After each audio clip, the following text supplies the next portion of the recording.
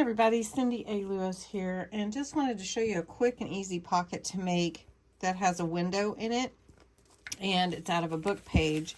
And I thought these would be great for the A Time to Remember junk journal kits as an addition, and you don't necessarily have to have the kit to make these pockets, so really fun and easy. And so what you'll start with is a 5.5 by 8 inch book page. I have 3 here just to give it stability. If you want to, you can use just regular scrapbook paper, but I'm starting with a book page, 3 actually. All right, so what we're going to do first is we're going to score at 1/2 inch on all sides.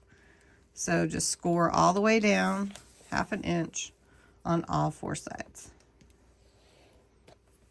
Once you've done that, then what I did, I thought might be the easiest, is just to take your paper and mark 4 inches on both sides.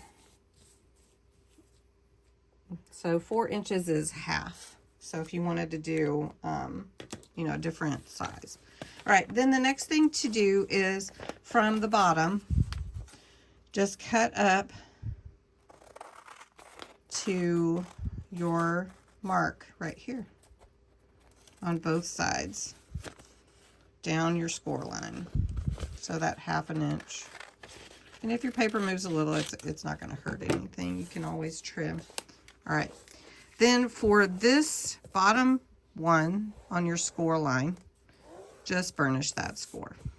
At the top, just burnish it so you can see all your tabs or your little flaps, and then cut across the corner here, just like that, so you have a way to fold it easy.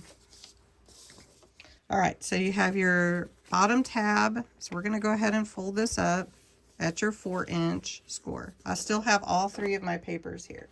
Now to make the window, I'm going to use a 3 inch punch, but you could use anything. Draw a circle where you want your window, and you can cut that out. But I thought, since I have a punch, I'm just gonna do that. I'll just line it up pretty much in the middle and then just punch it out.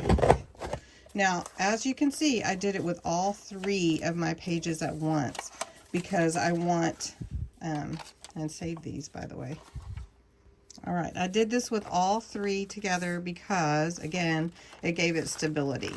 So once you have those, then what you're going to do is, if you want to have the little vintage looking inside your circle, I do that before I glue anything down. And be careful, because your paper, again, is fragile when it's just one thin sheet. All right. Now, to make the window, you're going to need something in there, and you can use acetate. For mine, I just used a little bit of a sticker sheet. So the back of a sticker sheet, the carrier sheet, is pretty clear, and being that this is vintage anyway, if there's a little bit of cloudiness, I'm okay with that. All right, so I measure the inside here is about 3.5 by 4.5, so I'm going to cut this down to about 4 1/4, and I know it's hard to see because it's clear, by 3 1/4, and see if that fits. And then take your sheet, your little pocket you're making, and make sure that that fits. If it's a little bit long, you'll want to cut it down, but I think that fits just fine for me. Then all I'm going to do is glue this in, this sheet. And again, you don't have to have expensive acetate or anything. Repurpose, reuse what you have. So I'm just putting glue around the edges for this to glue into place. Really simple. I just want to make sure it glues. Then I have my window. Then I'm going to glue this tab and this tab. Simple. Okay. Then I'm just going to tuck this in. I'm not going to glue it. And then if you want this hanging open, or if you want it tucked in, you can do it either way. And then I just took my ink Went around the edges.